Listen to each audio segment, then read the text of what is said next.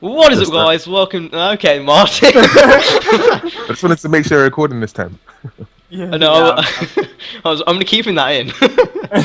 Okay, what's up, guys? Welcome to the second episode of Up to Speed.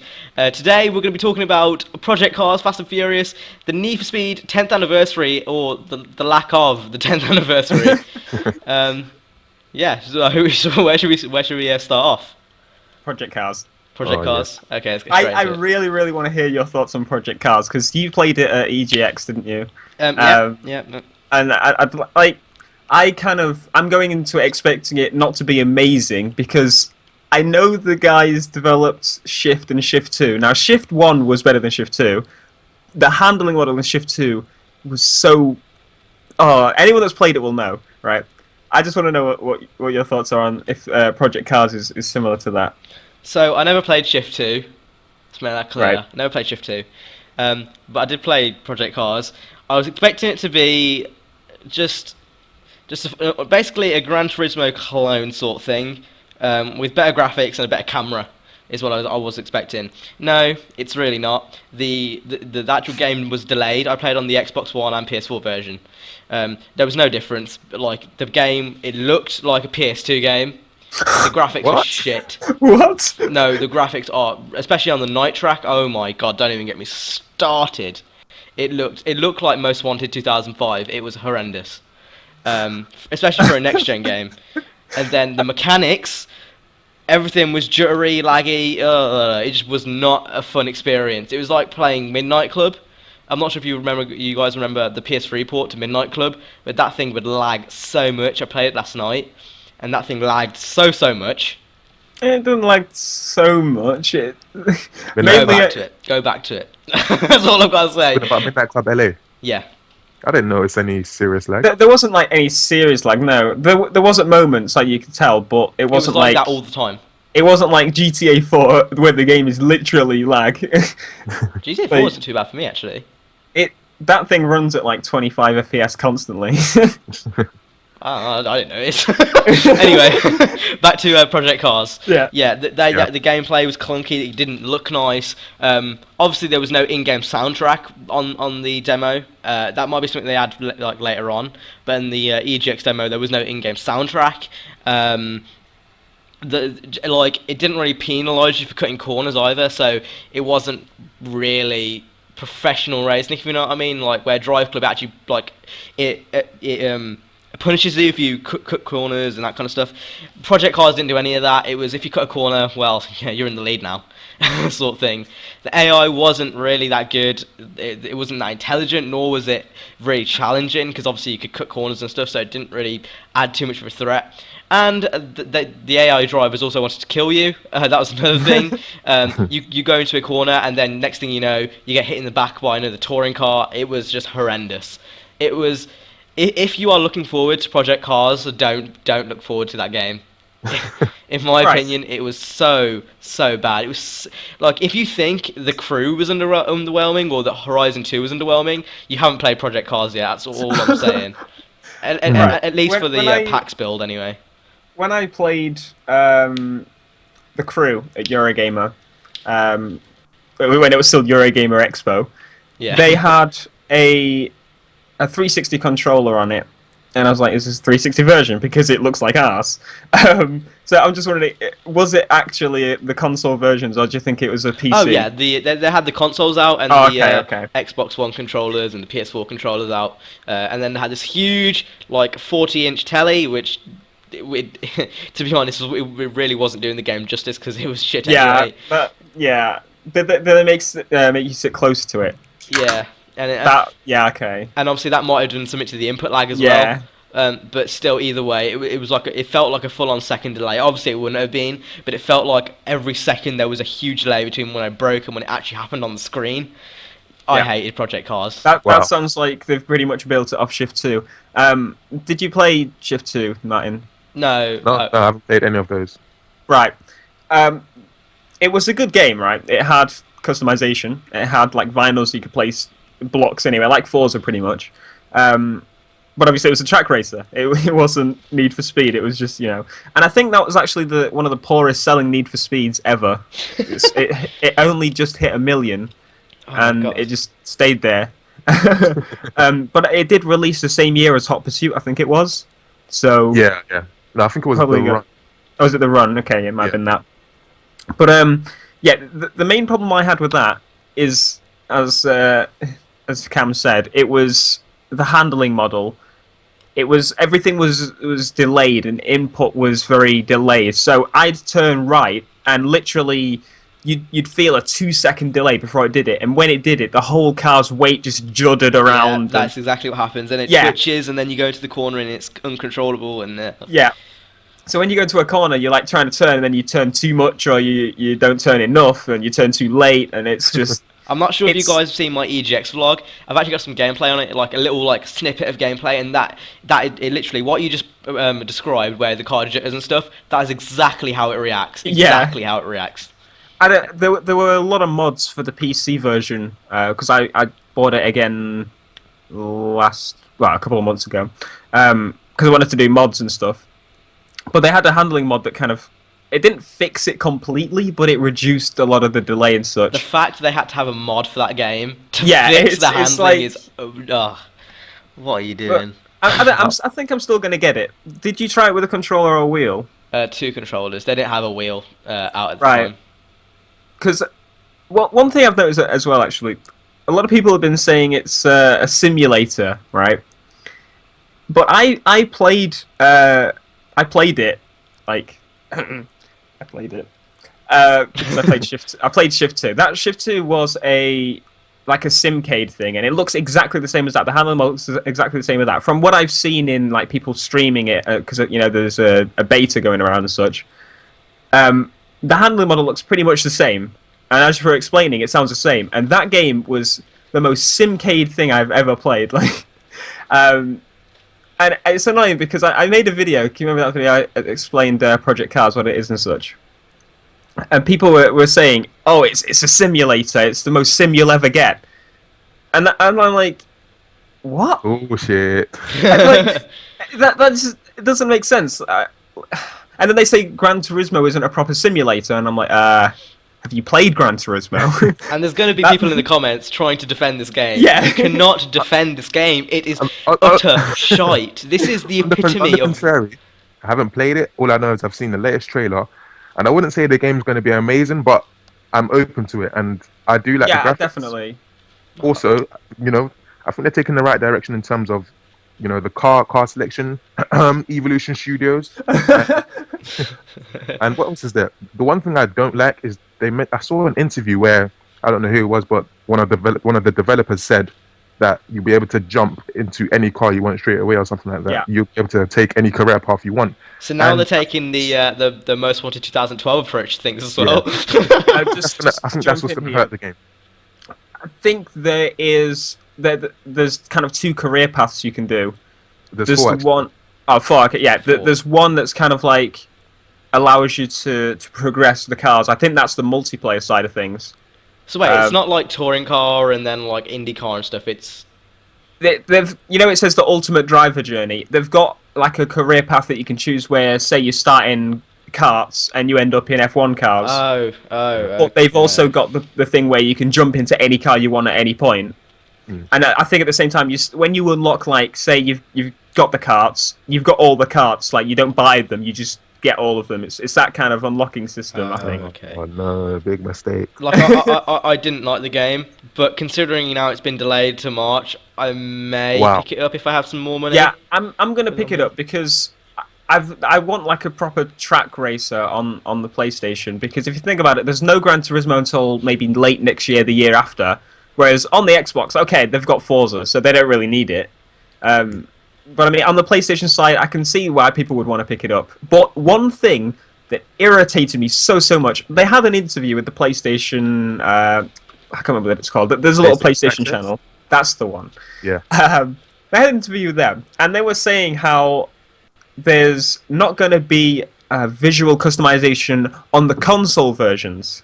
What? And they were saying... Why it's do you because say of that in a console- PlayStation interview? Come Yeah. on, use your head. They said that because of console limitations. Now, I'm sorry, but if Shift 2 had visual customization on the consoles, and on the PC. Why is this an issue? Like, The game looks shite anyway. If Like, that's the what are case, they I'm not using all buying the the game. power towards? Like, the huge NSA machine they have. Like, what? I don't get that. What they're missing out on something here, because that would be a step up on Gran Turismo in itself. Yeah, because there's a lot of like people that play Gran Turismo in the way that they'd want to play Forza, for example. Like, you get your car is, you know, your baby pretty much, and you don't just want a plain white car just driving around. You know, everyone's in plain white cars. It's kind of, and I don't know, it's really stupid that they've done that, because that Don't would have believe been a that. brilliant selling point. That yeah, it is stupid, isn't it? I have not seen that interview, but if that's the case, I am not paying a penny for the game. Really? Okay. No. I mean, PC should get a full game, and I should buy the same game for the same price. There's Yeah, probably it's going to be true. DLC as well. Keep that in mind. And that's going to Yeah. obviously. You do know, want I hate DLC. DLC. But I was thinking, because I'm probably going to be getting quite an expensive wheel for the PS4. It only worked for the PC, PS4, and PS3. I thought, you know, I may as well get it, because otherwise I'm going to be playing. I know I've obviously got the Crew and I've got Drive Club, but that's pretty much it. So if I get Project Cars, you know, it's another gap to fill kind of thing. It's a track racer and See, so. because I'm not sure whether to And buy my Turismo. racing games for my Xbox One or my PS4. Because obviously on the Xbox, you've got Forza, and you've obviously got all the third-party titles.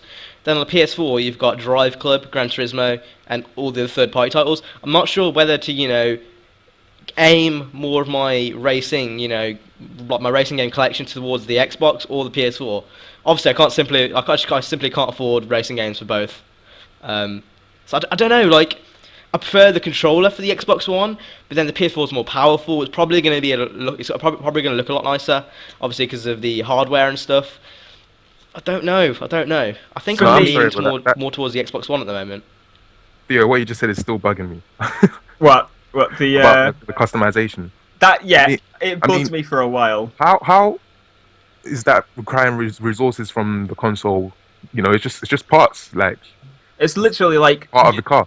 Unless Yeah. it's affecting physics and handling, then no. But there's even no then, like, it can't. But I'm guessing the way they do it is because you see on every game how bad the textures become when actually you're driving around in the car. They literally just kind of they allow you to put all these layers, and then it saves it as one big I talk one. about like visual, like paint and stuff. Yeah. So I'm assuming they're still going to have like allow you to put a big spoiler on it or something. They had that in Shift 2, like it was the works upgrades at the end, so you could put like bumpers on and stuff, but it was all it wasn't tuner stuff. It was all packages. No, more like because they're all like race cars. They're pretty much just race car body kits and that sort of stuff. So. But they had a works thing which pretty much put like the best spoiler and the best wide body and that sort of thing. It was pretty cool, but I don't know. I'm mixed on the game, but I'm interested in it because it's a track racer that I don't know, for the PlayStation side, that's not going to be here until Gran Turismo, and that Gran Turismo is basically just going to be GT5 again. Like GT6 was. Okay, so even if the game is made as a simulation game, you got to use a wheel and stuff. Surely the wheel will still have input lag. Definitely will, yeah. So that doesn't. They wouldn't add kind of lag just for the controller, because that would be a bit And sure, useless. The car's still gonna stutter and stuff, and that's surely gonna be harder to control using a wheel. I'm not gonna buy it day one, I don't think. But I guess that's one of the advantages of being in the UK, because you can watch the Americans do it. So I think what I'll do with that is I'll wait to see people's videos, and then I'll decide myself if I'm getting it on. Because I'm guessing, if there's issues with it, people will fix it on the PC, so I'll end up getting it on the PC kind of thing. So that I can do the vinyls as well. Every game has a preferred platform. Like Borderlands, that's a PC game. Yeah. Need for Speed, that's a console game.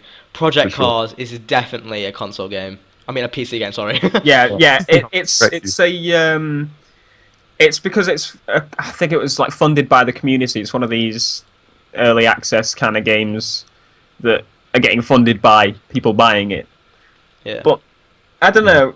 It's something I want to watch because it's something I'm interested in, but I'm not 100% on it yet. Okay, should we move topic? Yeah. Before we go on to Fast and Furious, I kind of want to talk about, does DLC ruin games? As you guys know, Yes. Every other company's doing it now, whether it's Turn 10, whether it's, Criterion, they're all doing it, they're all adding cars in, they're all adding, new places. Does it ruin games? Like, are we Yes. not paying for a full game anymore? Like, does that Let never Matt happen? start with this one. Yes, I will.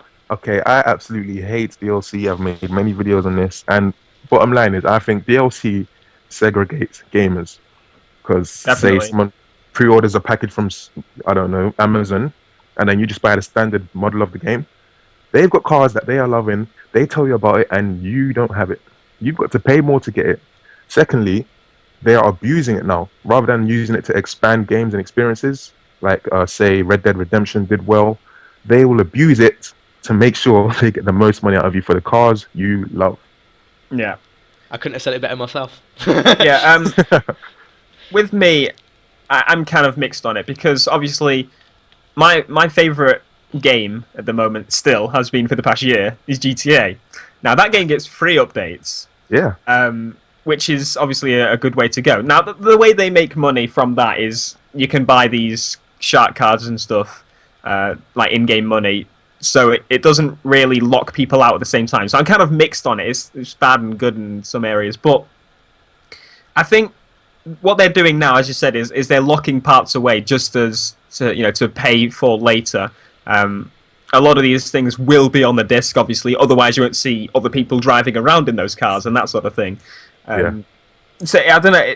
It's like at the last minute they go, actually, let's chop half of the game out, and you've got to, pre-order season pass to get that later on. And yeah, it's kind of going in the wrong direction because it used to be, if they had anything extra they wanted to add in or anything wanted to hide away, they'd add a cheat code in or kind of completing a big challenge series or something like that. But now it's, you know what, we'll just take that out and put it as DLC. Big one that really annoyed me is the M3 from Most Wanted 2012. Now, I saw that in a screenshot before the game released, and you took it out.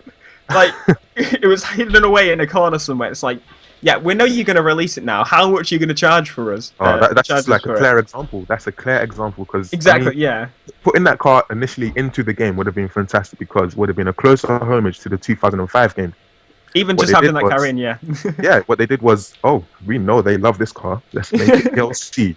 DLC, they can't buy it. I miss the days when we actually did pay for a full game. Underground 2, Most Wanted, just all those games. Like, no DLC, you had the full game in your hand. That's what you had, no more. Yeah, it's... I don't know. Some games are okay with it, I'd say. Like, obviously, GTA is a big one that's good with that kind of thing. It seems to be like when you have 30 gig updates and you can't even fit that all on your PS3. Like, shouldn't that have been put in the game in the first place? I mean, well, shouldn't they? I don't know. Shouldn't they just delayed the game by a year and put all these features in? Delaying GTA by a year. No, I'm saying it's GTA. Like, people would still buy it. The thing is, though, like, yeah, because, but I don't know. I think it released well. The thing is, yeah. I mean, I agree.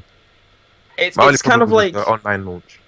I don't think they should have delayed it, right? Because if they did, like, these things, you can tell are kind of, they're thought of, some of them, like say the heists, for example, but they're not prepared before launch like these other companies are doing. Whereas another big example, Forza Horizon 2, a week after its launch, there was DLC. Yeah. Right. That's saying that they cut that out to sell it to you after. Yep. But I mean, with GTA, with an update coming out a year after it's been out, it's like, yeah, I can. I mean, it's not. They're not even charging you for it. You know what I noticed about the Forza car pass and stuff? What? The car pass, the actual pack itself, they're all the same size. The same size? What do you mean? Just so it unlocks it on the disc. Oh yeah. Like, yeah. Oh, come on, Turn 10 Playground. Why are you doing this to me? Why are you just completely just taking money out my wallet for no reason? Give me the An interesting one is Burnout Paradise. Oh, Reason is, that looked like a game that wasn't gonna have DLC, and then they updated it and added cars, and then they updated it and added a store, and I don't know. I can kind of with the way they did that, you can tell that it wasn't planned, kind of thing. I approve the was it Big Surf Island DLC? That was a very good DLC for the price. That is what a DLC should be. It should be added content, it should be new cars, it should be new tracks and all this kind of stuff.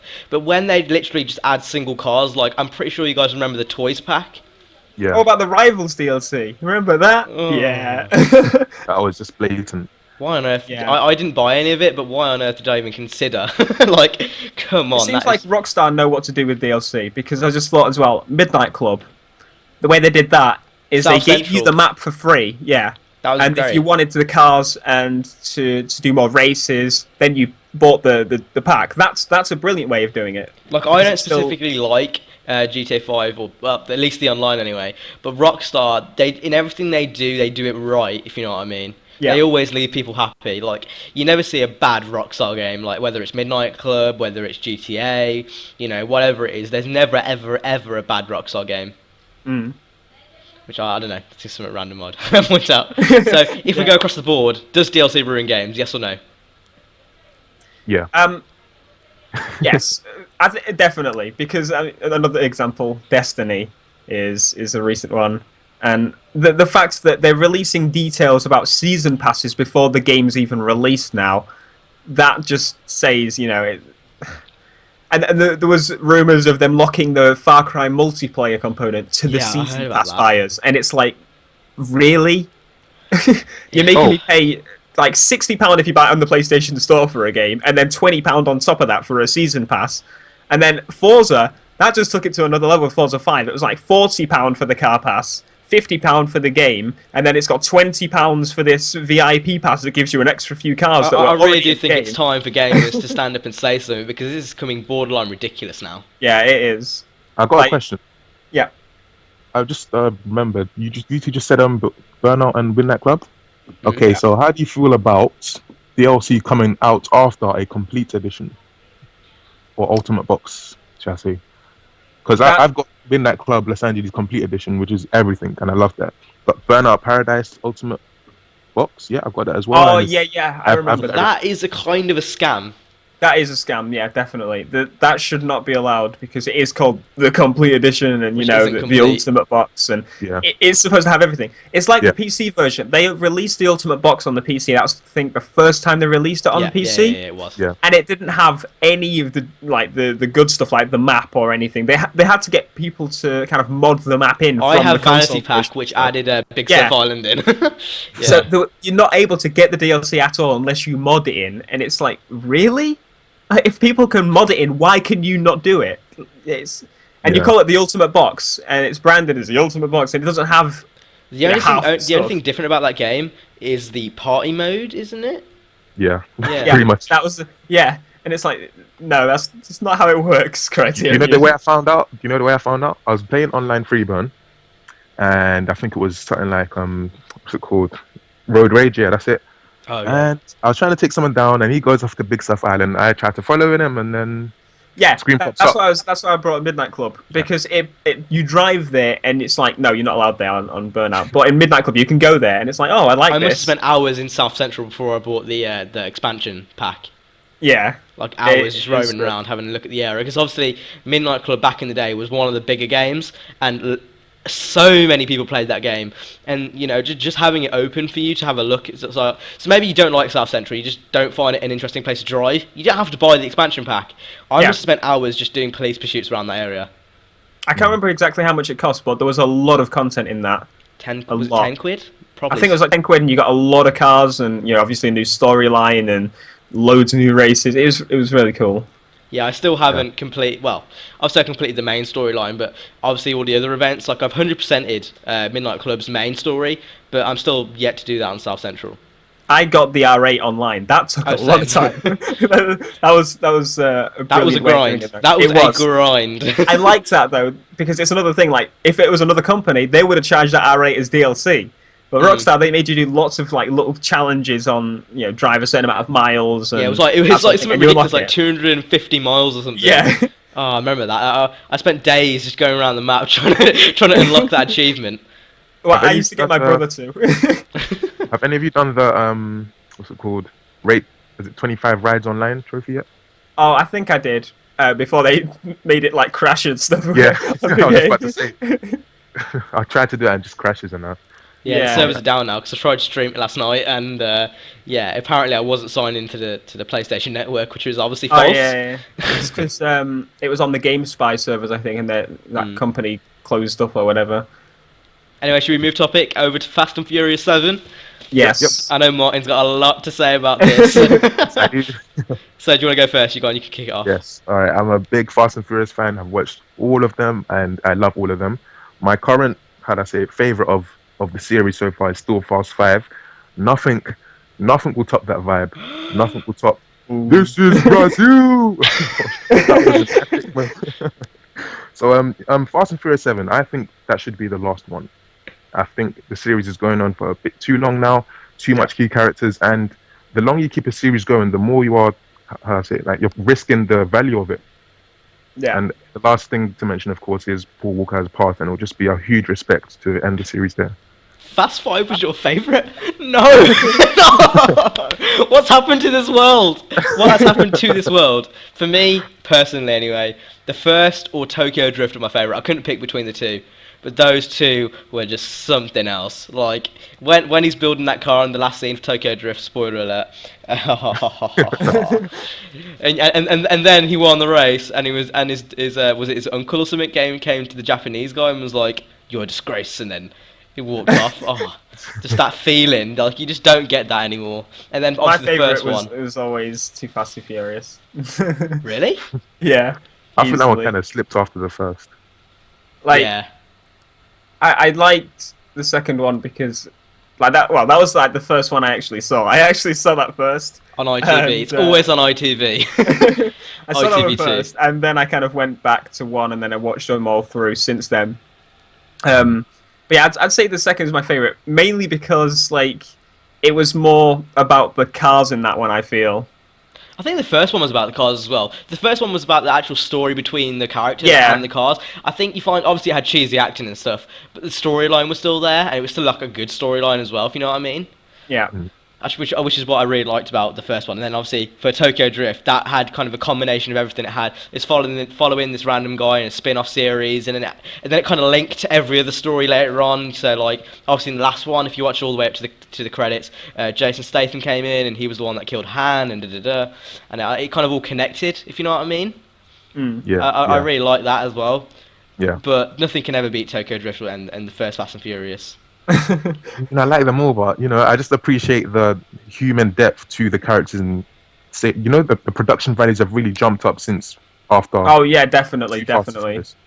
Like they're really blockbuster films now, and that's why I really like. The only thing I don't like about it is how it's not about the cars anymore. It's about shooty bang bang. You know what I mean? Like it's about, oh shit, they got a tank. That was a great moment though. It should be shit. They've got a 350Z with 5 tanks of NOS. That's what it should be. No. Yes, it should. They've kind of progressed, and they're more into something. I guess in a way they've kind of evolved and gone with the trends, because obviously as time's gone by, tuners and muscle cars and all those type of import tuners and stuff, they kind of become less popular. I do believe they are making a comeback now. I genuinely think that import tuners are making a very, very slow comeback. So hopefully we will see more than one street race in the next Fast and Furious. That's all I'm hoping for. What I'm thinking is, if this is obviously the final one because of reason, I'm thinking that obviously it will kind of, in a way, linked to all of them in the sense that they'll have old cars and new cars. It'll just be like the final, the great big one, if that makes sense. Yeah, with imports and muscle cars. It would be about racing and the characters, and you'll find out everything you need to know, and it's just going to be like the big finale. Yeah, well, hope so. I'm not sure if you guys follow the Fast and Furious YouTube channel.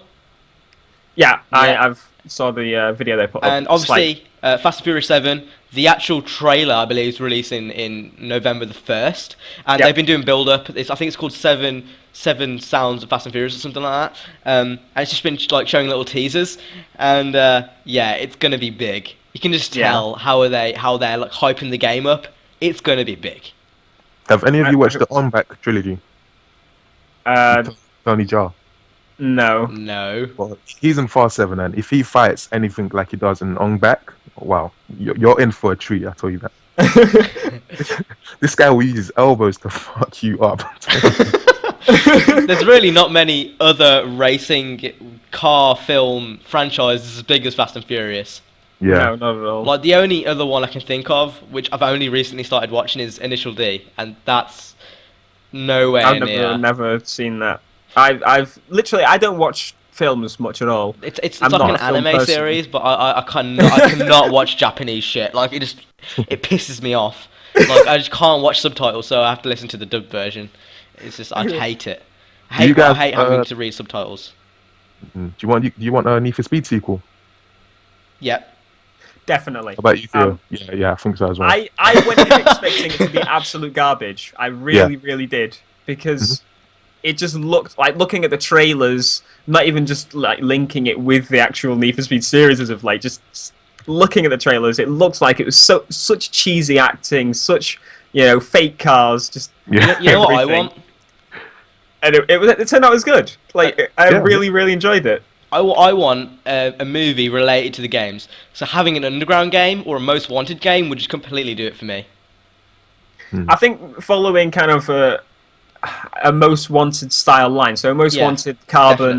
Definitely. Obviously you've got, I forgot the name of it, Pro Street. That would kind of work, because Pro Street's pretty much like, it reminds me of Race Wars from the first Fast and Furious. Yeah. It does. And it's, I don't know, it kind of, you can see where the hints have come in from Fast and Furious throughout the whole Need for Speed series. But I think it would make its own unique movie in a way at the same time. And they could split it up into 3 separate, movies, and they could milk more money out of us. Like, that would work perfectly. You could have the most wanted one, then you could have the Carbon one, and then you could have the Pro Street one, if you know what I mean. And that would earn so much money for him. It would raise the profile again, and it would kind of be an homage to the old Need for Speed games. I was kind of disappointed that the actual the most recent Need for Speed game, the only Need for Speed movie, it literally had no context to the game at all. Not even rivals. It had no context. It linked into the same world, because you saw hints of. You can tell that was based on the run, like the main structure of it. Yeah. And obviously they had like the tablets and the whole racing underground thing, like the run was, and it felt connected still, but it didn't have any correlation to any of the older Need for Speed stories, though. I guess in a way it did with the run, obviously, but the character was different. Like, just because they're using tablets and stuff doesn't really mean like I can kind of see where you're coming from, but just because they're using an iPad to work out where they're going, it doesn't really connect. No. It was kind of like, it was similar to the run. Like they had the whole, like he accessed some app or some site or something that had like a list of all these races inside the race, and there was some big race to a certain location, you got a lot of money, that sort of thing. So that's kind of more of an Easter egg, though, not really a core component. Well, it is. I don't know. It's pretty close. Even the policeman scene in the kind of petrol station that was linked to the run. Yeah. So in the runner, he has to defend himself from those cops in the alleyway as well. So. Well, I was thinking anyway, because of the Need for Speed movie. Do you think that's going to kind of link in with the next Need for Speed? Do you think that is literally going to be the next Need for Speed? I hope not. Jesus Christ. all I know is that I want them to get rid of that English. I don't want to swear, but she was so annoying. Imogen. Which one? Pretty, but annoying. Oh, yeah. Damn. And her script was terrible. Like, at one point she said, "So you think just because I'm a girl, I don't know how to like." But again, you guys know what I'm talking about. So you think just because I wrote that? Yeah. I can't. Well, if they ever do make another Need for Speed movie, let's just bring it to illegal street racing, please. And don't make that guy bring helicopters out his ass again. I just got a military helicopter. It was better than shit. They got a tank. That's what I'm saying. a lot better than that. Because that actually made sense. Whereas this, he just literally, I've just got a military-grade helicopter here. And then he was watching an illegal street race in a prison. Yeah. Like, how? Pass your phone, I want to watch this race. I'm pretty sure the Metacritic scores for that film were like 36. Yeah, it was quite low, but... Quite low. 36 is very low. I mean, I don't know. I think people that watch movies all the time and like don't play games, they probably might not appreciate it. But because we've played the games and because there's only really the Fast and Furious. Yeah. It's kind of like a different. As I said, it was more about the cars. I would say that film. Well, I actually did go with a friend who watches like a lot of movies. He doesn't really play the games. I went on my own. I was just sat there on my own, like. Hashtag donate a friend Theo. But yeah, I went with a friend, and he's played the older Need for Speeds like Most Wanted, Underground, and those kind of stuff. But he's not really into racing games. I'm pretty sure he may be watching this video. Yeah, we went with him, and he hated the film. It was like he said, bad acting. He hated it. I came out of that. There were a few moments that was really bad acting, like when he was like splashing around in the water. Like screaming because of it. Yeah, that was just. It was such an awkward moment. It's like it's like you just stood there like looking at him doing that in slow motion. It's like you're just thinking, what the fuck? Is this going to be finished yet? But yeah, I went with him, and he absolutely hated the film. And I came out of that, and I felt like a 5-year-old again. You liked it, right? Yeah, I loved noticed that the people who do play the games, or at least played Hot Pursuit, them type of games, like the movie, but the ones who don't call it trash. It's not even that, it's just the more hardcore audience, I guess. Yeah. Yeah, the more movie people. Like, if you just look at the ratings user reviews on IMDb, you will see the people who actually do play the games. Yeah. I really enjoyed it. So, last topic before we end the podcast. Favourite Need for Speed of all time, and why? I've kind of... I know my favourite, and I talked about this a lot last week, actually. So if you want, I'll say my answer just to give you guys some thinking time, if that's okay. Unless you've already got an answer. I've got an answer. I've got an answer. Okay, Theo, you go first then. Most Wanted. And I why? love Most Wanted. That was my first proper the Need for Speed that I got really, really into. Like I probably played that more than any other. It was just the whole fact that from going from Underground 2 had a storyline, but it wasn't a proper full-on story like Most Wanted and Carbon had. Yeah. Where you got, you actually... I don't know the character's name. I'm just assuming he's called Player. Some assume he is Ryan Cooper. Yeah. But let's not get into that. There's a long list of theories behind that. But yeah, I just, because it was my first one, the story was amazing. I played it so many times. There was a lot of content, in that game, and obviously it was the open world and it had the cops, and I just spent more time on that game than the others, I would say. Well, for me, my first Need for Speed, which I really got into, was Hot Pursuit 2. I love that game to bits. Then Underground 1 came out, stepped up to a whole new level. I really did enjoy Most Wanted, I really did, but I felt the free roam had no purpose. Every time you go around a corner, there's a policeman there, and he's just like, oh, there you are, let's go on a pursuit. And then you've got heat levels 5 police on you for no reason, just because you were going to an event or you were going towards a car lot. And that's what really kind of disappointed me about Most Wanted 2005, was the fact you couldn't free roam without, without being in a chase. Like, that was impossible. You could. It was quite easy once you did it a lot. Well, the pursuits were easy. That's fair enough. But the fact they would always get you in pursuits, like if you just wanted to go to a car lot and then a police car came over the horizon, that's mainly if you're just hitting everything. So annoying. Like they always used to come. They always used to come. I remember that specifically. I remember yesterday I played it and they always used to come no matter what you were doing and where you were. What are you doing while you're driving? I'm being an illegal street racer. Like, the way I remember it, I could free roam as much as I want, and you just kind of slow down when that's what I remember. And then it should have been more like how the crew is. if you were in an area where you were literally just smashing everything over and such, then yeah, they're going to kind of come after you and like hitting traffic. And every time I attempted, I just didn't bother. That game was really a track-based racer for me with free roaming cops where you could do milestones and stuff. But anyway, I'm digressing. So my personal favourite, I guess you can kind of call me a chav because I like import tuners, is Underground 2. It was really the first. Obviously, I would love the Need for Speed series beforehand, but this was really the one that kind of hooked me and got me addicted to the series. Like, this was the first one that truly got me addicted, I can say. You know, the free roam, you could actually drive around without police on you. You know, you could do outrun events, you could do so many things in the actual world. You know, there was amazing views for the PS2 era of games. Like, the graphics on that game were absolutely insane. Unrivaled customization. We have not seen any customization in any game. Not The Crew, not Horizon 2. No other game has beat the level of customization in Underground 2. Like, I don't think of, like, maybe Midnight Club 3, Dub Edition, that might be it.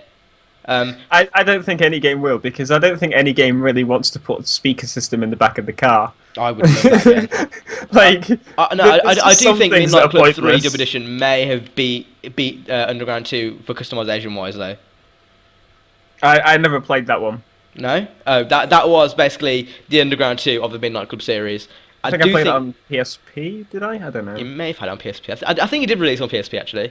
It was like Dub Edition Remix, something like that. Something like that. But yeah, unrivaled customization. We're never ever going to experience that again. It really did stay in tune to the Fast and Furious movies. It had a storyline. Obviously, it was an OTT, but it still had it there, and it still gave it some purpose. You know, it had obviously what was the name? The big busty chick. Caleb. No, he's a guy. Sorry, I thought he's Big Boss. My bad. It had someone else in. I can't remember. Was it something Brooke? Samantha Brooke, Nicole Brooke, something like that. I can't remember. Yeah. It had the main storyline. It had this stupid bitch who you hated at the start of the game. Then you became friends. Like, as the further you got into, and the more she helped you. Definitely Nikki. Yeah, like it kind of carried on from Underground 1 as well. So it kind of still had a storyline. And I don't know, everything about that game, just like the vibe it gave off, you know, the mood the whole game was in, the nighttime street racing, making you feel like you're an illegal thug. It made me feel great, and that's what I kind of want from The Crew, if you know what I mean. It's kind of, I want that feeling back where I feel like I am an illegal street racer who is, you know, and I guess it's kind of it all ties in, you know. Like, I want to feel how I felt in Underground 2, in Most Wanted, in Carbon, where I'm an illegal street racer, you know, doing amazing things at night and Like, I want to get that feeling back as a little kid again. That's why I'm so hyped for The Crew. I think I'm digressing here, but I think that's why everyone generally is so hyped for The Crew. It's because it really captures that sense of, you know, you are an illegal street racer, you are, you know, taking on the whole US. This is you know. And then obviously it's got all the multiplayer stuff as well into it. And I think Underground 2 was the only game, for me anyway, that really captured import culture as well as, you know, as Fast and Furious did. And obviously with the backing of Fast and Furious back in the day, you know, really this game couldn't fail. And it is my opinion, it's the best racing game ever made. Okay. Mine. Sorry, I did go a bit OTT there, but well, it's just that you guys are gonna kill me for this one. As long as as long as you don't say Most Wanted or Rivals, I'm fine. It's Need for Speed Rivals. That's a great podcast, guys. I'll see you next. Okay, on a serious note, it's between Need for Speed Underground 1 and Most Wanted 2005. No, I can see why you say that. With Underground 1, I somehow prefer the kind of confinement and lack of open world. I was actually going to say that. Going to say that. It felt, I don't know, it just felt more to point, if that makes sense. Like, to the point of what you were doing. So say in the Fast and Furious movies, you never see him roaming around, then going into a street race. You see him actually get into the street race. I kind of know what you mean. Know what you mean. With Underground 1, this is your next race, pick your difficulty, move on. And there was also obviously the unique challenges between those events, and it's basically Underground 2's father, either way you look at it. With Underground 2, I thought it's definitely the bigger game, but I just, you know, Underground Racing League, I didn't think felt like it fit in I didn't like Street X. I mean, I did like it. It just wasn't for Underground. All the customization, of course, much more expanded, but I just... The game was going to be a lot bigger. Yeah. Because I'm obviously making a documentary at the moment about Need for Speed, and I've been researching this really hard. And apparently there's going to be a whole new city, but it was, you know, taken out of the game because of development time, because obviously the game had to be made in a year. And even Underground 1 was supposed to, I think, I might be wrong on this, I think it was supposed to be open world, because obviously the world is all connected, like almost like all the tracks are kind of like on the same map sort of thing, and that was actually supposed to be open world. But it was a really nice map time. in Underground 1. That's another there were a lot of courses that were really, like, they were very unique, and I think they'd still stitched together quite well as well.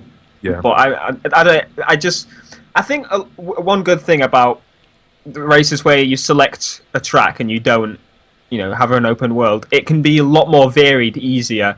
Like in Drive Club, for example, in 1 minute you're in Canada, and the next minute you're in, I don't know, India or something. You know, they can do a lot of variety, whereas in Rivals it just feels like a big squashed mess because it's such a small map and they've got kind of varied areas that are just, you know, I don't know, it just doesn't make sense in I'll some never areas. forget that Chinatown track in Underground 2. I mean, Underground 1. That track was amazing. The bridge that comes up. Yeah. That's oh my gosh. It's the best thing ever, really. Like the older like track-based Underground games and Hop Shoot, those were just some of the greatest games ever made. I also like the nitrous system. Like once you use it, that was it. You couldn't get it back. There was no recharging. You had to be really smart about how you use that in your race. And towards the end, it got really hard. Like I stayed in my little Peugeot 206 from beginning to end, and it was not easy. Not easy. Yeah, agreed. I kind of prefer the NOS system, but then when, say in Underground 2, you're out of NOS, you're going around the last corner, you do an amazing drift, and you go through a shortcut, and now you have half a tank full of NOS, and you're just spamming A on your keyboard, and then you manage to win the race. Like moments like that, you can't have in Underground 1, if you know what I mean. Even with Underground 2, there was like a lot of products placement and. Oh yeah, I really like that though. There's a lot of T-Mobile placement within all of like Burger King, Singular. It wasn't as bad as Most Wanted in 2005, where there was literally a cheat code was Burger King. That's what the cheat code was. Well, in Need for Speed World, they had like T-Mobile billboards around the city and stuff. I like it though. It kind of gives it more of a realistic feel.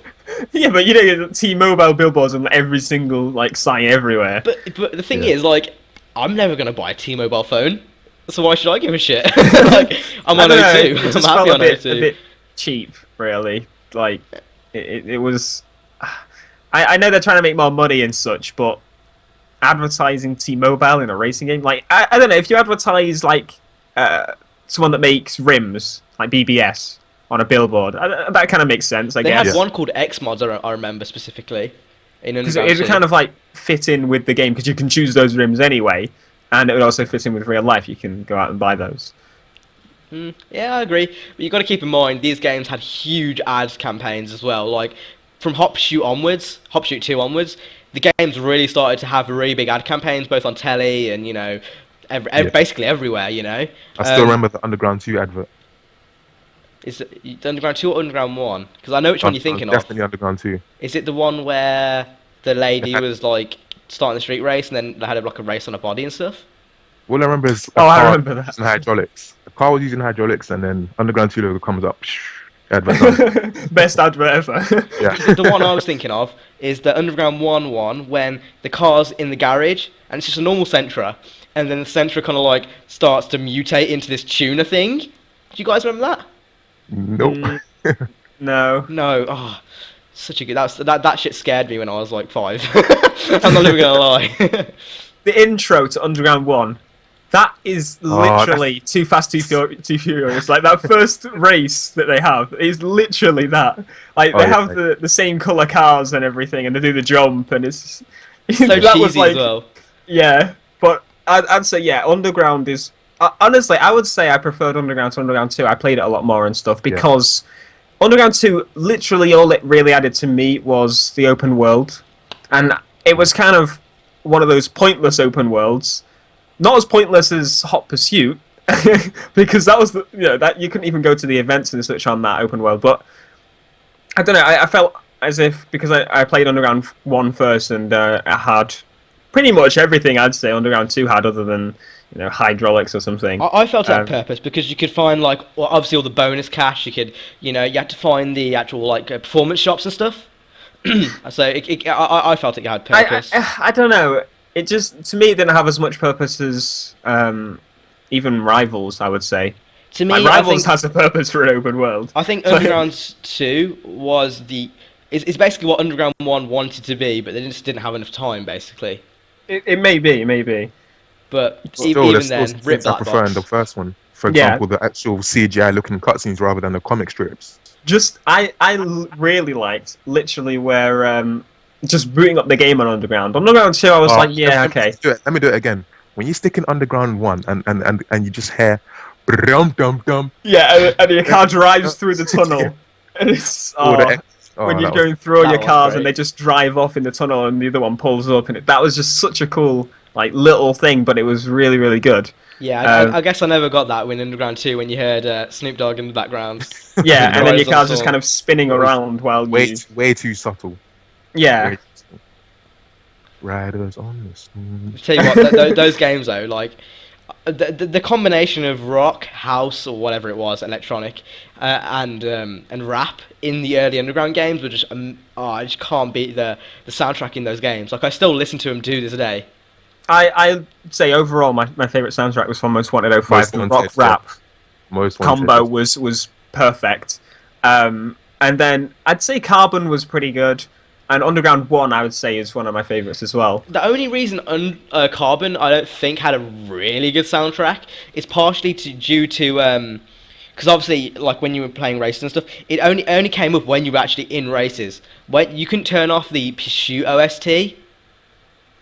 So, you always had the Pursuit OST on, basically. And then when you were in races, it kind of had... It didn't have many of the licensed songs on it. It usually had the original songs made by that random bloke. You know what I mean? Yeah. One thing about Rivals, though, that you could do in older games, you turn off the music completely in Rivals, but I actually liked the pursuit music in that game. It felt really, intense when you've got the police after you and you're about to die. And I've hated the pursuit music since I liked it. Since Most Wanted 2005. Thing is, I couldn't turn off just the soundtrack because I hated the soundtrack in Rivals. No. See, I was the exact opposite. I would start a head-to-head race just to get the soundtrack up. I hated the soundtrack on that game. I wanted to turn it off, but I couldn't hear the pursuit music, which I really, really did enjoy. It's not as much as I did Most Wanted 05 at the time, but if I listen to both of them now, I would say Rivals is more, because it just sounds up to date. You are my shining star. That song. No, none of the music on that game. Yes. None of it. My music taste is so just weird. Grime, rap, hip hop, rock, metal, whatever. I listen to all of it. Rival soundtrack wasn't great, but that song was just amazing. With all that being said, Most Wanted 2005 is actually my favourite. Oh, really? Change of thought? No, not at all. I just appreciate Underground 1 as well. Yeah. I would say it's definitely Underground 2, then Underground 1, and then probably Most Wanted. Most Wanted is still my third choice. Question here. Out of the recent ones, which is your favourite? I've slept on a lot of them, so probably. I've platinum Most Wanted 2012, and it is a good game, just not Need for Speed, and I'll just have to say that one. Hot Pursuit for me. I would say, for me, it's difficult because I played the run and I really enjoyed that, but once you beat the story and you tried the challenge series, because that thing was solid, like Black Box's challenge series usually are. The multiplayer didn't really work, but Most Wanted 2012, that was the open world. It had the cars, that I liked, because if you bought the DLC, that is. It's a burnout game. That's the thing. Out of all of them, though, recently, I would say that is the most.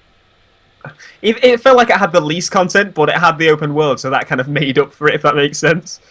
I remember back in the day, this was a year ago. I remember watching one of your videos, and I looked at the top in the speed point counter, and it was 9999999. It was maxed out. I remember that specifically. I actually played quite a bit of that game. Not gonna lie, I didn't want to, but I did because I didn't want to go back and play the old games again, if that makes sense. Because it's just they're good, but you can't play them constantly. I don't want to be sitting here playing Carbon for the rest of my life. See, that's one of the things about Underground 2 and Underground 1 that I really enjoyed is I never got bored of them. I'm still not bored of it. I can still go on now and have fun. I can't go back on it and play it for very long. Lately, I've actually been craving to play Underground 1. I've been craving to play a bit of Carbon with a wheel. I want to try that one day. But like in a police chase with a wheel. I've actually got a PS2 here with Underground 1 and Underground 2 literally in my hands.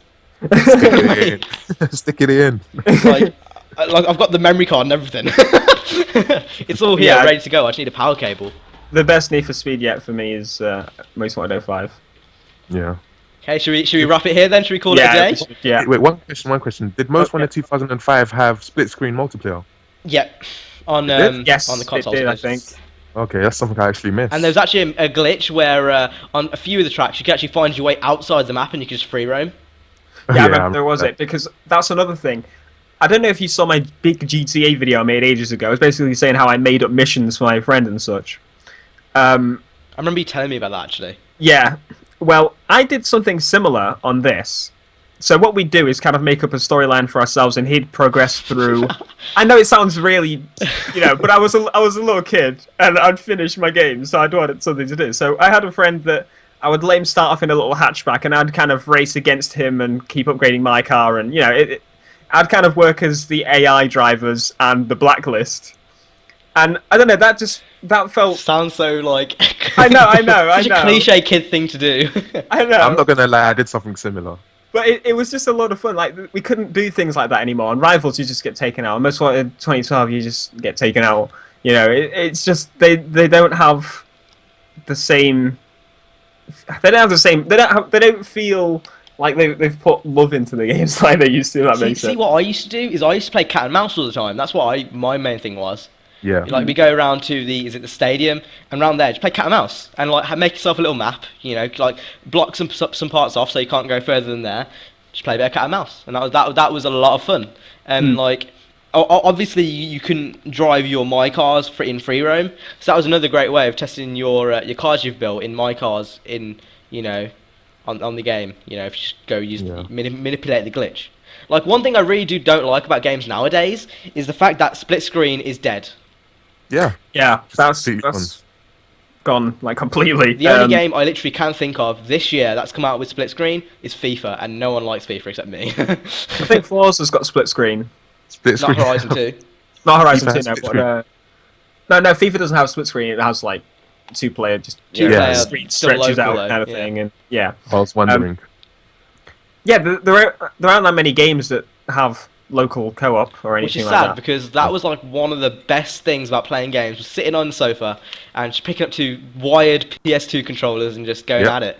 But I think the thing is, like, I just... We know why they've stopped. Graphical prowess nowadays, but they think that we don't want it because the graphics aren't great, but we do. We do want it. It would be a great feature, because there's a lot of people that... Racing games especially, they just fit split screen. It just feels... I don't know. Especially racing games and shooters, those are the two games. Yeah. And I think you'll find with shooters anyway, a split screen is still a thing. Like if you play COD, you play Halo. Oh, yeah. Like split screen is still a thing. But racing games, no. No way. Imagine free roaming in Horizon 2, split screen. Imagine that. That would be great. I think that's more of a limitation with the Xbox One with that, because I mean I can understand if I can do it in world Underground games. 2, why can't I do it in Horizon?